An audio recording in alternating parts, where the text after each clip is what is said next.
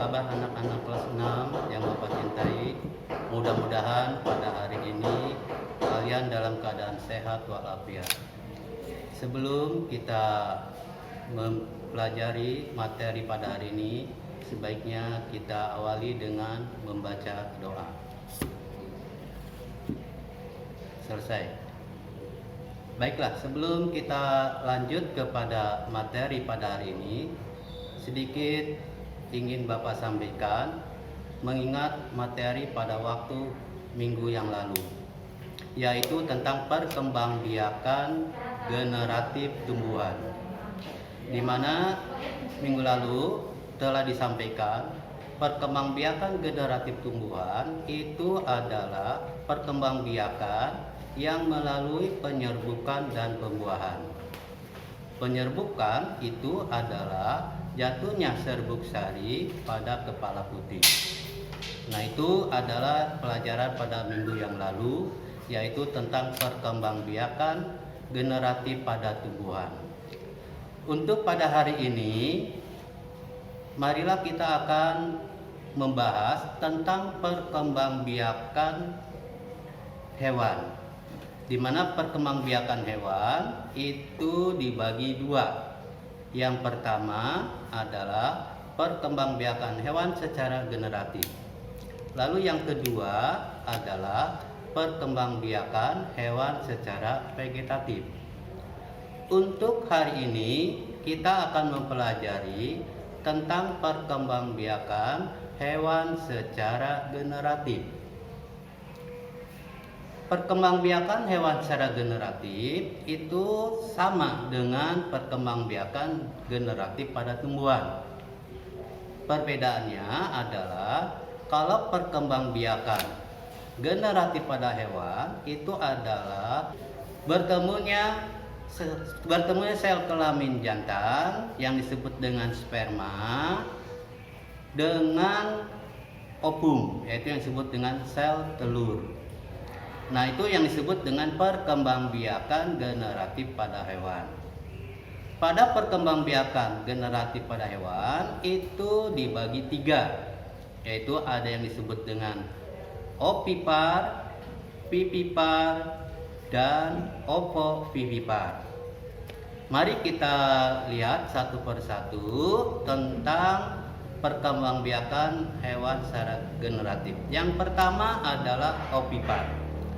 Ovipar adalah perkembangbiakan hewan secara bertelur. Contohnya adalah ayam, katak, dan burung. Yang kedua adalah perkembangbiakan hewan secara vivipar. Artinya hewan yang berkembang biak secara melahirkan atau beranak. Contohnya adalah kambing, kuda, dan gajah. Yang ketiga adalah perkembangbiakan hewan secara ovovivipar, yaitu perkembangbiakan hewan yang melalui bertelur dan beranak. Contohnya adalah ular, latipus, dan kadal. Itulah perkembangbiakan hewan secara generatif, yaitu yang disebut dengan ada ovipar, vivipar, dan ovovivipar. Namun perlu kalian ketahui, untuk mengetahui hewan itu termasuk pada ovovivipar dan vivipar dan juga ovovivipar, perlu kalian mengetahui ciri-cirinya. Yang pertama adalah ovovivipar. Ovovivipar itu mempunyai ciri tidak mempunyai daun telinga, induknya tidak menyusui anaknya, biasanya bukan keluarga hewan mamalia, biasanya termasuk keluarga hewan unggas, induknya mengerami telur sampai menetas, telur berada di luar tubuh induknya.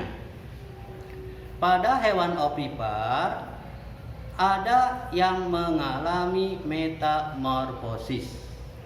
Metamorfosis itu adalah perubahan wujud dari larva sampai dewasa. Metamorfosis atau juga disebut dengan daur hidup itu dibagi dua. Ada yang disebut dengan yang pertama metamorfosis sempurna, yang kedua metamorfosis tidak sempurna. Contoh hewan yang mengalami metamorfosis sempurna yaitu nyamuk, kupu-kupu, dan katak. Di mana daur daripada hewan metamorfosis sempurna mulai dari telur, larva, pupa, dan dewasa. Sedangkan metamorfosis tidak sempurna di antaranya adalah contohnya jangkrik, kecoa, belalang. Daur hidup pada hewan metamorfosis tidak sempurna itu yaitu mulai dari telur, nipa, dan dewasa. Itulah metamorfosis yang dialami oleh hewan yang termasuk ovipar. Ciri yang kedua untuk mengetahui hewan itu termasuk vivipar diantaranya adalah cirinya: 1. Memiliki daun telinga. 2. Betina memiliki kelenjar susu. Yang ketiga, bentuk fisik tubuhnya anak dilahirkan sama dengan induknya. Yang keempat, janinnya tumbuh relatif lambat. Yang kelima, janin mendapat makanan dari induknya melalui plasenta. Yang keenam, janin tumbuh dan berkembang selama masa kehamilan di dalam organ rahimnya. Itu ciri dari hewan vivipar. Lalu ciri yang terakhir adalah hewan ovovivipar, yaitu yang pertama, telur berkembang di dalam tubuh sang induknya. Janin yang ada di dalam telur mendapatkan makanannya. Lalu saat mencapai usia matang, telur menetas dalam tubuh.